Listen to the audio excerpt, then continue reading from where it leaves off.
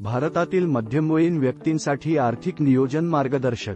मुलांचे शिक्षण ते सेवानिवृत्तीच्या नियोजनापर्यंत मध्यम वय अनेक जबाबदाऱ्या आणि आव्हाने घेऊन येते. भारतातील मध्यमवयीन व्यक्तींना त्यांच्या आर्थिक प्रवासात पुढे जाण्यासाठी हा एक संक्षिप्त मार्गदर्शक आहे. 1. तुमच्या सध्याच्या आर्थिक परिस्थितीचे मूल्यांकन करा. तुमचे उत्पन्न, खर्च, मालमत्ता आणि दायित्वे यांचे मूल्यमापन करून सुरुवात करा. तुमचा पैसा कुठून येतोय आणि कुठे जातोय ते समजून घ्या. 2. बजेट तयार करा. तुमच्या आर्थिक उद्दिष्टांशी सुसंगत मासिक बजेट तयार करा. अत्यावश्यक खर्च आणि अविवेकी खर्च यांच्यात फरक करा आणि त्यानुसार पैसे वाटप करा. 3. सुज्ञपणे कर्ज व्यवस्थापित करा.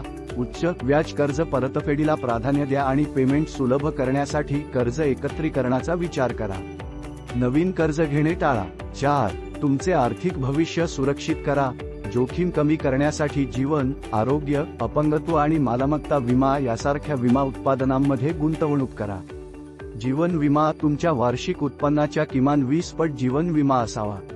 मेडिक्लेम कुटुंबातील प्रत्येक सदस्याला तुमच्या वार्षिक उत्पन्नाच्या किमान 10 पट मेडिक्लेम कव्हर असावे. अपंगत्व विमा कुटुंबातील कमावत्या सदस्यांना किमान 50 लाख रुपयांचा अपघात विमा असावा.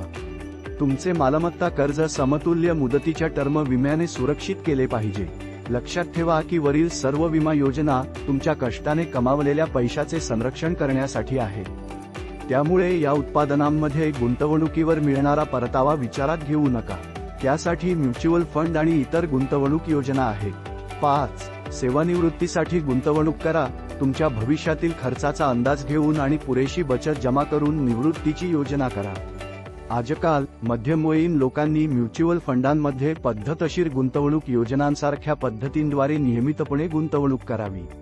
यामुळे सेवानिवृत्तीसाठी चांगला निवृत्ती निधी तयार होईल. तुमच्या निवृत्तीनंतर दीर्घकालीन पेन्शनची हमी देणाऱ्या पारंपरिक जीवन विमा योजनांसारख्या गॅरंटीड पेन्शन उत्पादनांमध्येही त्यांनी नियमित गुंतवणूक करावी.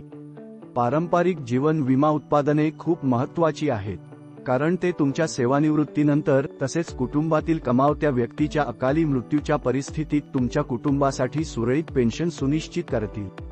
गरजेपेक्षा कमी अथवा जास्त आयुष्यासाठी ही तरतूद अत्यंत आवश्यक आहे.